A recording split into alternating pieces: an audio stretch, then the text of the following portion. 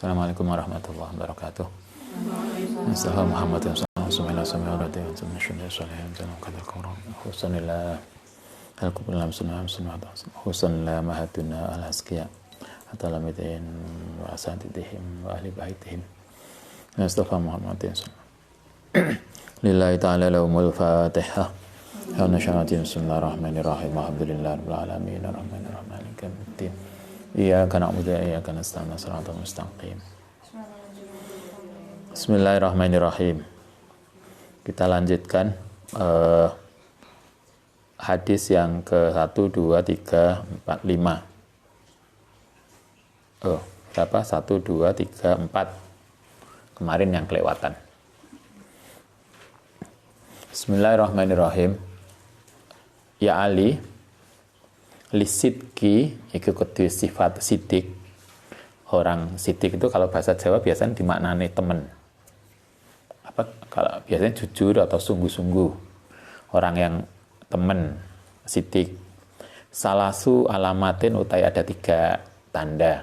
Orang yang sungguh-sungguh, orang yang serius dalam ibadah, sidik, itu ada 3 indikatornya. 1, kitmanul ibadati, menyembunyikan ibadah. La ibadah itu gak pamer. Kalau sholat malam itu gak kok yang musola koncone dibugai, mbak bangun mbak, saya mau tahajud mbak, kabeh diobrak-obrak, enggak. Tapi justru menyembunyikan ibadah. Kebaikannya disembunyikan karena dia niatnya hanya untuk Allah SWT. Jadi dia tidak peduli yang lain. Karena niatnya untuk Allah, maka dia tidak butuh pamer, nggak butuh pujian, nggak butuh apapun, apresiasi dari orang.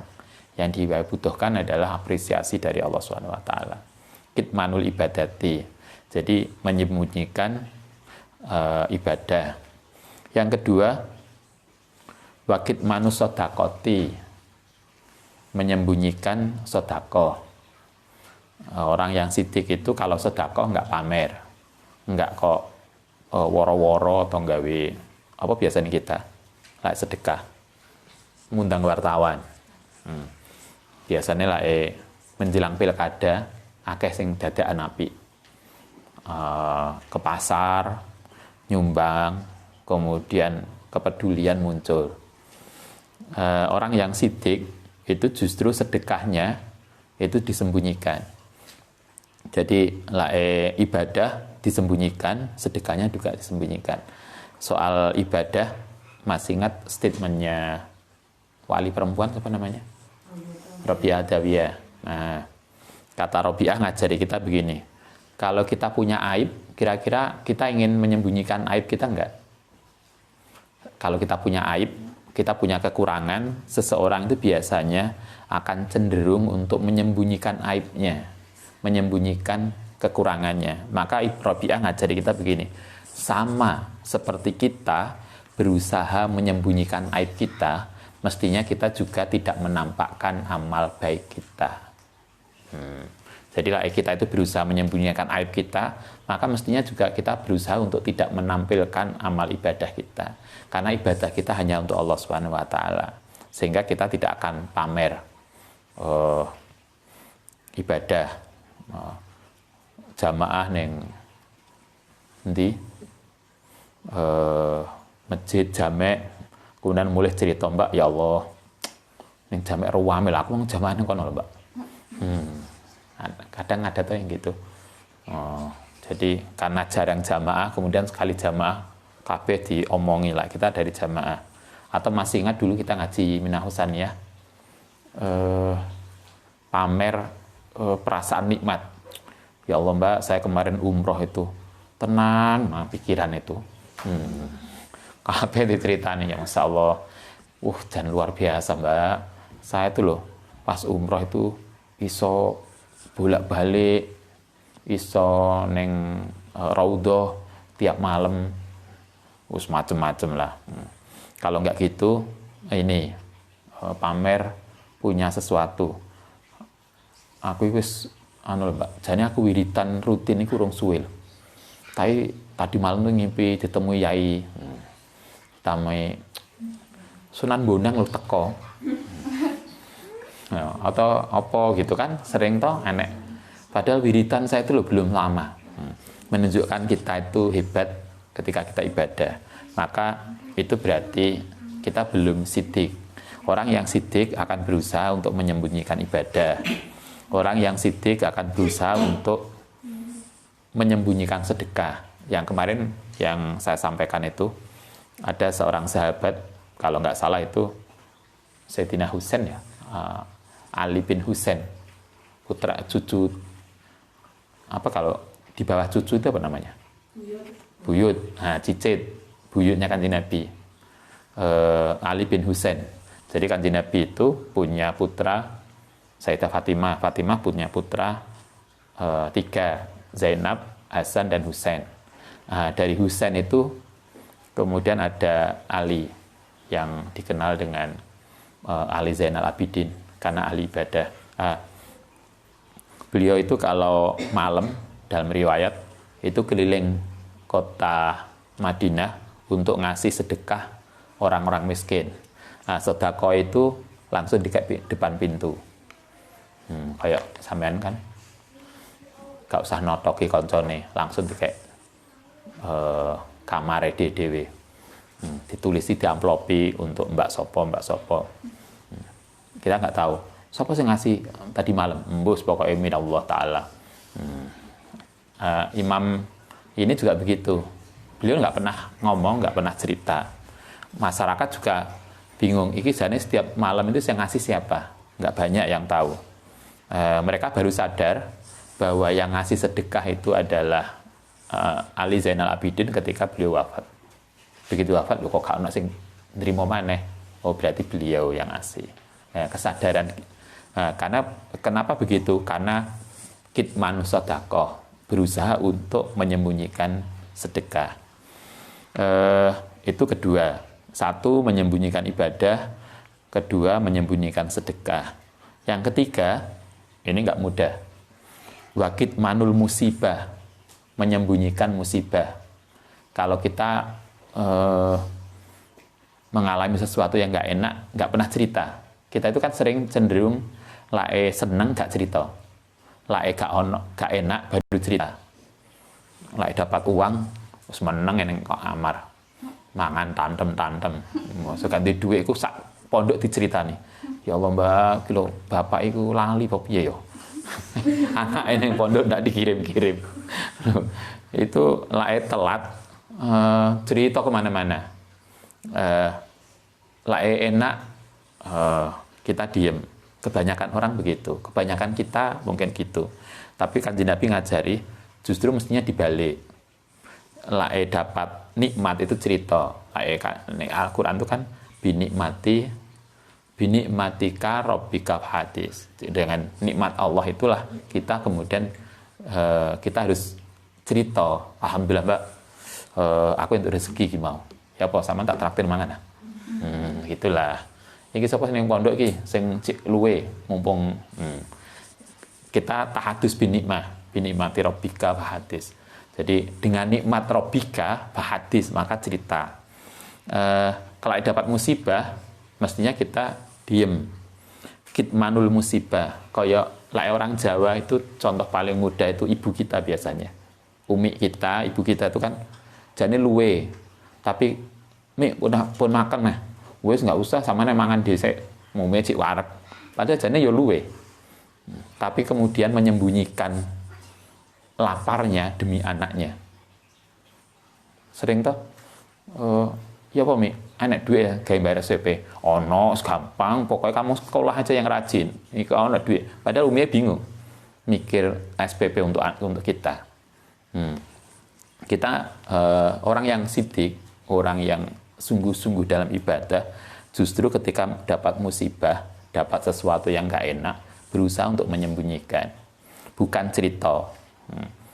Kak kok entuk awak anget update status. Suhu naik 38. Wah, ini mengkhawatirkan. lagi sak derajat aja udah ribut. Sak dunia ngerti lah kita lagi naik satu derajat.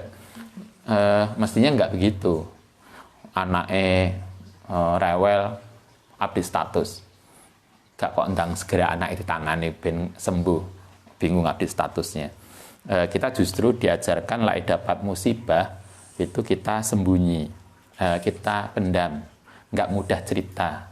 Apalagi kalau Anda nanti nikah, kemudian ada sesuatu yang mungkin lagi nggak enak hubungan dengan suami atau istri, jangan mudah cerita ke orang tua. Lagi ribut didik, bungkus, kelambi mulai. Ada nggak sinetron? Sinetron kan kadang gitu. Ribut didik, pulang, nggak koper, gak pamit bojone. Kemudian cerita elek suaminya. Nanti seminggu berikutnya balik mana api. Entar lagi pulang lagi. Yang diceritakan buruknya pasangan, suami atau istri kita. Lama-lama kan akhirnya orang tua kita karena mendapat informasi yang nggak bagus, akhirnya kan muncul dalam pikiran orang tua kita. Ternyata salah ya, sampai mantu biyen ya. Karena menurut cerita anaknya, menantunya itu buruk banget. Padahal sesungguhnya kan tidak seburuk yang dia bayangkan. Sehingga akhirnya orang tua kita menjadi tidak suka dengan suami atau istri kita. Akhirnya lama-lama karena jengkel, orang tua sampai kepikir, wis dulu njaluk cerai aja lah. Atau ceraikan aja istrimu. Padahal sesungguhnya pasangan kita, suami atau istri kita itu tidak seburuk itu. Tapi orang tua kemudian mendesak itu karena kesalahan informasi yang kita berikan. Karena itulah kalau nggak enak, jangan mudah cerita dulu. Kalau saya dulu masih ingat, pernah suatu ketika tuh pulang ke rumah ke ibu itu sampai nggak punya uang. Ditakoni, ya boleh. Terus kita curhat karena nggak punya uang. Ibu rupanya nggak berkenan. Beliau mengatakan, jangan cerita kalau kamu nggak punya uang kepada ibu. Ibu sedih banget kalau kamu nggak punya uang. Cerita yang enak. Kenapa? Dengan cerita yang enak itu, maka hati orang tua kita menjadi tentram. Ketentraman orang tua itulah yang kemudian akan jadi doa untuk kita. Ojo kok bendino mulai cilik kita wis ngrepoti wong tua, wis nikah curhate iku wis ya Allah mi nang bendino mangan terong. Masa ya Allah nikah mulai kula mulai Joko mangan terong sampai dua anak banyak ya mangan terong misalnya. Loh, jangan yang nggak enak yang diceritakan. Ceritakanlah yang enak. Ya Allah, wis pokoknya kita makmur nih bendino wis mangan daging terong, daging ini. Gitu kan. Loh, artinya marilah kita berusaha untuk mengatasi persoalan dan kemudian tidak mudah cerita sesuatu yang nggak baik tentang kita. Biasanya orang kemudian, kalau begitu boleh nggak sebetulnya kita cerita kepada orang, curhat pada orang boleh nggak? Boleh. Kata Ghazali dalam Ihya itu mengatakan, kalau kita nggak enak, sabar itu mengajarkan kita itu tidak cerita. Tapi bukan berarti lah gak iso ngempet, yuk silahkan cerita pada seseorang tentang sesuatu yang kita alami. Tetapi Ghazali kemudian mengatakan, kalau kita harus cerita pada seseorang tentang problem kita, maka pastikan kita itu hanya cerita pada orang yang kita berharap dia bisa membantu kita. Jadi gak kok cerita di mana-mana, update status. Update status itu kira-kira sing maca itu ngasih solusi nggak? Oh, enggak toh. Paling ya hanya, sakno mbak. Tak paling. Sakno rek koncoku, biyen apik lho. Saiki kok ruwet ngono. Akhirnya kan begitu. Karena Ghazali mengatakan kalau cerita-cerita nggak apa-apa, kalau emang nggak kuat itu manusiawi banget. Jadi kalau kita ada masalah, curhat ke teman itu boleh, tapi jangan ke semua orang curhatnya. Pastikan curhatnya hanya kepada orang yang kita yakini dia bisa membantu kita. Sehingga nggak mudah cerita nek gerdu, cerita nek kampus, sak kelas ngerti kabeh. Enggak, kita hanya terbatas. Syukur kalau kita hanya, Ghazali mengajarkan tidak hanya cerita pada orang, tapi ceritalah hanya pada Allah Subhanahu Wa Taala. Kalau ada masalah, malam bangun, tahajud, nangislah kepada Allah problem. Ya Allah, dulu pas haji masih ingat sama-sama orang Indonesia pas di Hijri Ismail itu kita berdoa bareng-bareng. Di sebelah itu nek ndonga, ya Allah, rumah saya itu ya Allah belum dadi ya Allah. Ya gak apa-apa curhat omahe rong dadi. Terus aneh maneh sih sebelah itu ibu-ibu dalam tangisan beliau cerita tentang anaknya, tentang mantune, tentang ya Allah mantu kula niku ya Allah macam-macam, nangis-nangis, curhatnya kepada Allah. Hanya kita dengar karena suaranya banter banget. Tapi nggak apa-apa, artinya kan memang mestinya begitulah. Lapornya itu ke Allah, bukan lapor ke Google, bukan lapor ke sosmed, nggak akan ada solusinya. Kata Kanjeng Nabi, orang yang sidik, orang yang temen bahasa Jawa lah ya. Bahasa temen, sungguh-sungguh. Tapi sidik itu bukan sungguh-sungguh ya. Kalau orang Jawa itu pasti memang orang yang temen. Temen itu apa ya? Ya sungguh-sungguh. Tapi kan beda tuh sungguh-sungguh dengan temen itu. Ya, artinya kan sesungguhnya kan ada apa ya, kesan yang beda. Tapi oke lah orang yang serius, orang yang sungguh-sungguh, orang yang sidik, itu indikatornya 3. 1, dia menyembunyikan ibadah, dia menyembunyikan sedekah, dia menutupi musibah yang dia alami. Jadi menengahi lah, kecuali pada orang-orang tertentu yang dipastikan bisa membantu, silakan. Apa Mbak? Kak Popo, nah, santai aja. Itu 3. Kita lanjutkan. Ya Ali, lil abidi, tadi sidik, sekarang abid. Abid itu orang ahli ibadah. Biasanya terjemahnya begitu. Abid, salasu alamatin, 3 indikator. 1, yamkutu, mengendalikan. Sopo abid, atau maknanya biasanya awalnya makna asalnya itu membenci. Yamkutu, atau mengendalikan nafsahu ing nafsune. Abid, orang abid itu, orang disebut abid, orang yang ahli ibadah itu adalah orang yang bisa mengendalikan nafsunya. Masih ingat kita belajar tasawuf itu di dalam diri manusia itu ada beberapa potensi, salah satunya adalah nafsu.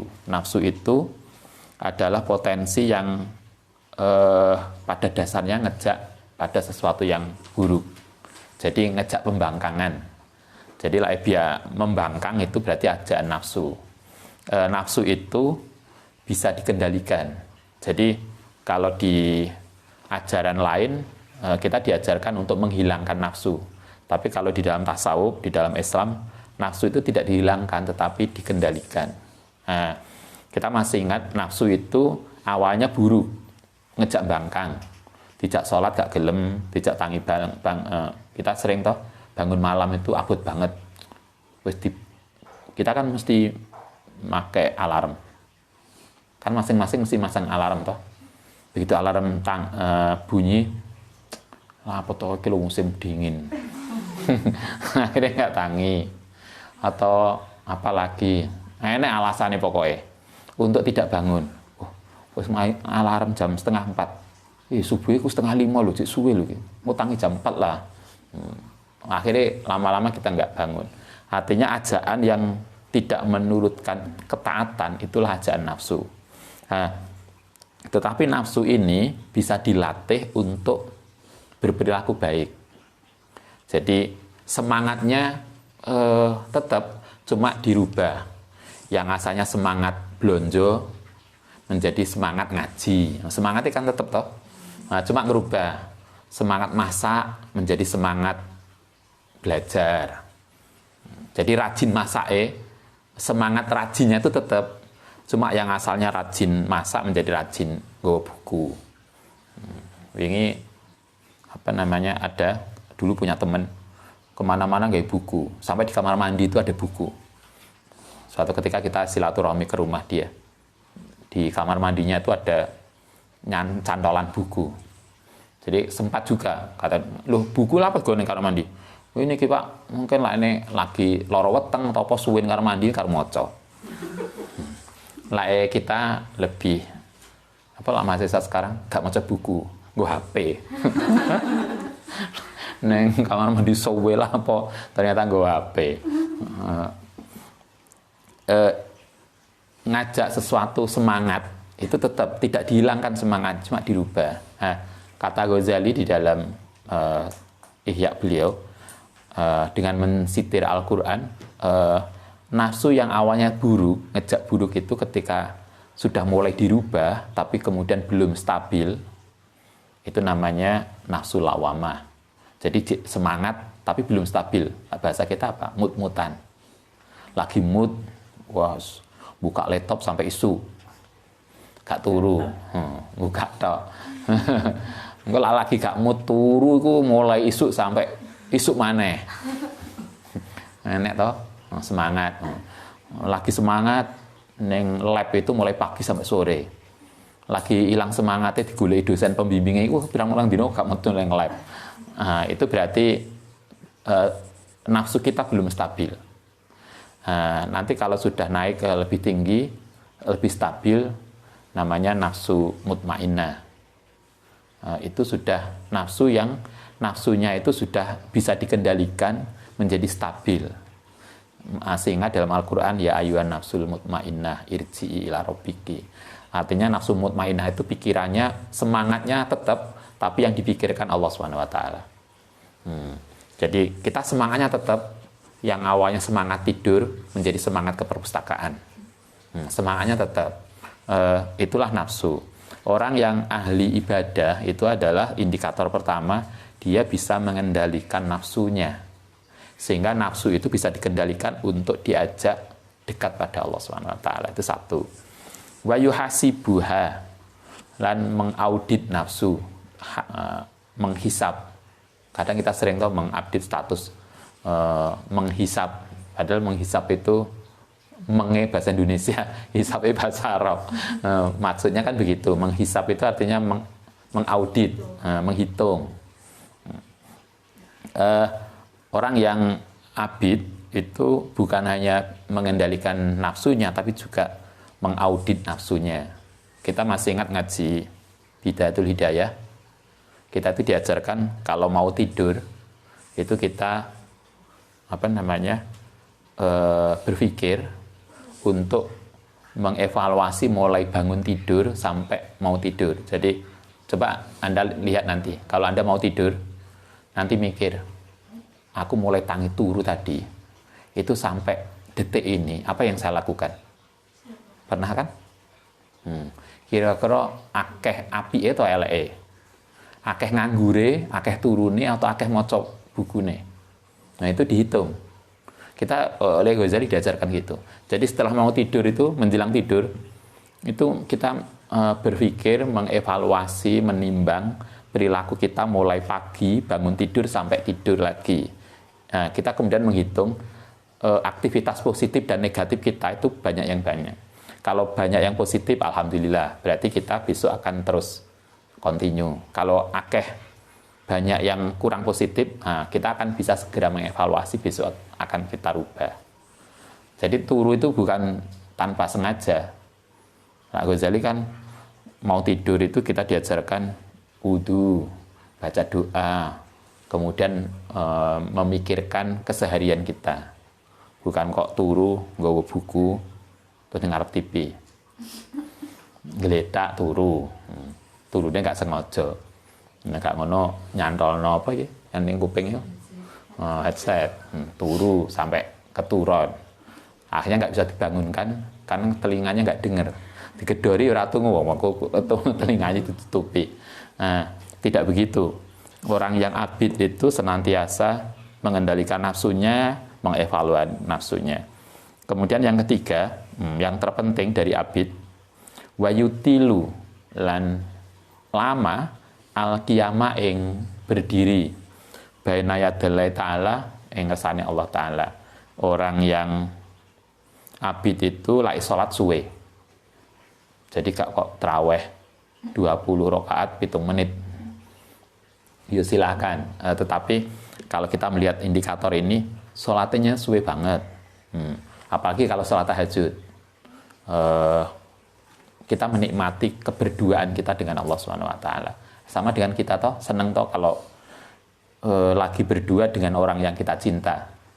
Itu wis sedino dik rasane, duh kok wis sore toh, padahal ketemu wis mulai isu. Rasanya sebentar. Kita tidak merasa capek karena bersama dia berdua. Ketika kita sholat malam juga begitu. Mestinya kita menikmati keberduaan kita dengan Allah Subhanahu wa taala. Kita matikan lampu, kita sholat, menikmati keberduaan. Bukan kok kemudian, Mbak, di lampu ini mau sholat, dinyalakan kabeh atau sholat. Iki lho, lagi sholat gitu Mbak. Iki ditiru ngene-ngene iki. Enggak. Kita menikmati keberduaan, ya silakan. Tapi intinya adalah salah satu tanda orang yang ahli ibadah itu mesti punya ibadah yang lama. Yang dulu pernah saya ceritakan, Anda bisa baca di dalam kitab judulnya. Kitab itu cerita tentang wali-wali perempuan. Jadi banyak wali perempuan, tidak hanya Robiah, banyak tokoh perempuan.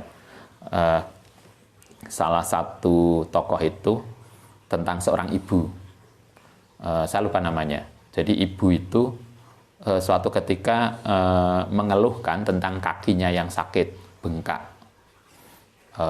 Karena sholatnya suwe, itu sampai kakinya sakit. Kemudian ketika ngeluh itu, suaminya bilang, yo kalau bengkak, yo anulah, sholatnya dikurangi. Apa jawaban ibu tadi? Sholat saya tidak akan saya kurangi walaupun bengkak.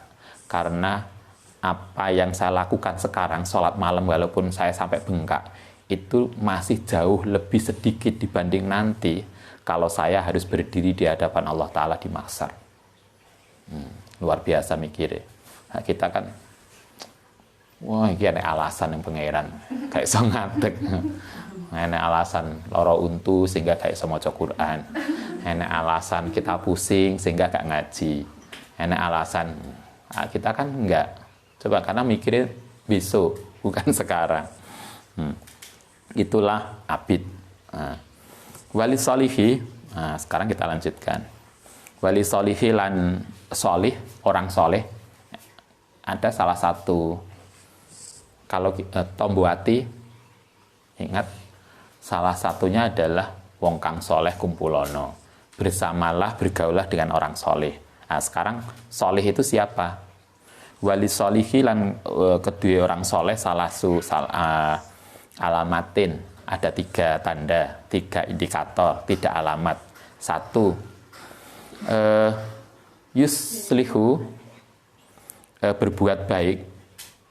Sapa soleh bainallahi, yang dalam antaranya Allah wa bainahu bil amali soleh. Orang yang soleh itu senantiasa dia berusaha menjalin hubungan baik dengan Allah dengan cara melakukan banyak amal yang berkualitas. Kalau Al-Quran kan mengajarkan amal soleh toh. Amal soleh itu amal yang berkualitas. Sehingga yang ditekankan Al-Quran itu bukan banyaknya, tapi kualitasnya. Banyak ya penting, tapi tidak sekedar banyak. Sehingga kan Quran tidak mengajarkan aksirus amal, banyaknya amal enggak, tapi amal soleh, amal yang berkualitas. Orang yang soleh senantiasa berusaha membuat baik relasi dia dengan Allah dengan cara beramal baik. Itu 1. Yang kedua, wa yuslihu lan berbuat baik dinahu ing agamane man bil amali kelawan amal. Yang kedua adalah dia ingin menampilkan perilaku agamanya dengan amal yang baik. Jadi Anda pernah belajar sosiologi ya? Pernah toh? Semester 1 lah, kabeh pernah. Sosiologi itu kan belajar tentang relasi manusia. Di dalam sosiologi itu ada sebuah rumusan. Kalau dalam bahasa kita mudahnya, A itu sama dengan A aksen. Artinya perilaku kita itu menunjukkan keyakinan kita. Sehingga kalau perilakunya begini, maka itu menunjukkan ajaran agamanya begitu. di beberapa kasus penelitian sosial itu sering orang melihat ajaran agama dari perilaku orang yang beragama. Delok normatifnya santri pesantren dari perilaku santrinya. Santrinya kok koyok begini. Ya, kemudian kesimpulannya berarti ajaran pesantrennya ya gitu. Karena perilaku seseorang menunjukkan ideologi, menunjukkan pemikiran, menunjukkan keyakinannya. Karena itulah Anda bisa melihat kenapa banyak penelitian misalnya di Barat yang menyoroti Islam, yang melihat Islam pada aspek perilaku Muslim, itu kan kesimpulannya kan muncul toh, Islam itu teroris. Kenapa begitu? Karena dia menyimpulkan ajaran agama dari perilaku orang yang menganut agama itu. Nah, orang yang solih itu ingin membuktikan bahwa agama saya itu baik karena bisa kita tunjukkan dari perilaku kita yang baik. Siapa namanya pegulat dari Rusia yang kuat banget itu? Dari mana? Siapa itu namanya? Habib. Habib siapa namanya? Pokoknya Habib itulah yang kuat banget kemarin yang menang gulat itu kan. Ada statement yang bagus dari dia. Dia ngatakan kepada kita begini. Orang luar Islam itu tidak pernah baca Al-Quran. Orang luar Islam itu tidak pernah tahu sirah nabawi. Orang luar Islam itu hanya melihat Islam dari perilaku kita. Karena itulah tunjukkan Islam yang baik dan toleran dengan perilaku kita yang baik dan toleran. Karena perilaku kita adalah representasi dari ajaran Islam yang kita anut. Kan begitu. Mereka kan orang luar kan nggak melihat Al-Quran toh. Yang mereka lihat kan kita. Duh, sampean kan santri. Duh, santri kok ngono? Kan mereka nggak akan lihat ajaran pesantren. Mereka nggak lihat nilai pesantren. Yang dilihat kan buktinya Anda santri perilakunya begitu. Karena itulah orang yang solih ngajarkan kita wa islihu dinahu bil amali. Dia ingin membuktikan kebaikan agama, ajaran agama itu dengan perilaku dia. Jadi kalau orang solih itu berusaha untuk menunjukkan atau menjadikan dirinya sebagai representasi ajaran agamanya. Karena Kanjeng Nabi itu baik, sebagai teladan kita, maka kalau kita mengikuti Kanjeng Nabi, maka berarti kita berusaha baik seperti yang dicontohkan Nabi. Sehingga agama itu bukan kognisi, bukan pemahaman, tapi aplikasi dalam kehidupan kita. Perilaku kita lah bukti dari agama itu. Nah, orang soleh itu wa yuslihu dinahu bil amali. Wa yardo yang ketiga, lan ridho sapa solih linasi maring manusa maing barang yardo kang ridho binafsihi lan awak dhewe man. Artinya orang soleh itu berusaha memperlakukan orang lain dengan baik seperti dia ingin diperlakukan dengan baik. Yang sering kalau ingin dihormati yo biasa menghormati orang. Kalau ingin didoakan baik yo biasa mendoakan orang. Kemarin yang saya contohkan, pengen kita dapat sangu, riyoyo, yo nyangoni wong nggak tahu nyangoni wong jaluk sangu. Nanti pas Anda menikah punya banyak kado, yo sekarang ngadu wong, kan begitu. Enek koncone nikah gak pernah teko, gak pernah ngadu, gak pernah apa bahasa kita ngasih apapun. Mosok begitu kita nikah kok berharap teman-teman kita datang ngadu ke kita, kok di jalan, kan begitu toh. Kita ingin memperlakukan orang lain seperti kita ingin diperlakukan. Sehingga kemarin masih ingat, kita sebetulnya nggak perlu berdoa, itu bisa terjadi. Nggak perlu ndonga, tapi ndongakno wong liya, itu udah luar biasa. Katene koncone lagi sumpek karena nggarap skripsi. Wis to Mbak, tenang sampean pokoknya jalan tak ndongakno tiap malam. Skripsinya aman lancar. Labnya lancar. Belum selesai sudah di ACC misalnya. Atau belum diwocok dosennya sudah ACC duluan. Enek suatu ketika ada mahasiswa datang ke saya. mahasiswa atas, kemudian dia ngulang, ini kamu harus lulus loh. Saya bilang begitu. Dia bilang, Ustaz, saya sudah ketemu dosennya. Saya sudah dibilang oleh dosen bahwa saya nanti insya Allah lulus. Baru awal kuliah harus diomongin dosennya, kamu nanti lulus. Itu kan luar biasa. Nah, karena dia senior, angkatan klasik. Jadi dosennya kan gak tego mau bilang ini.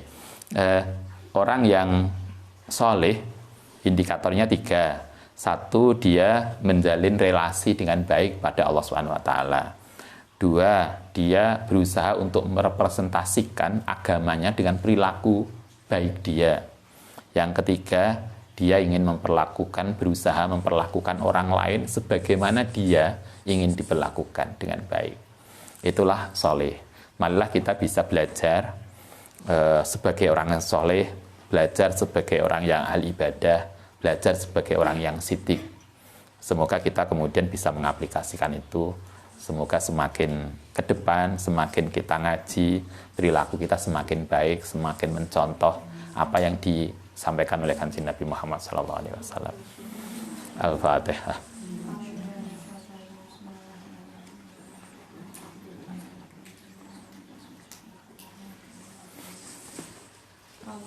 Rabbana fa'na bi'alimtana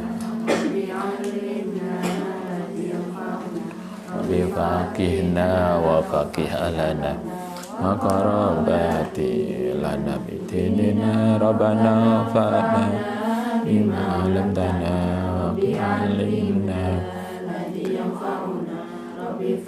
inna wa faqih alana wa qarabati lana bitinina.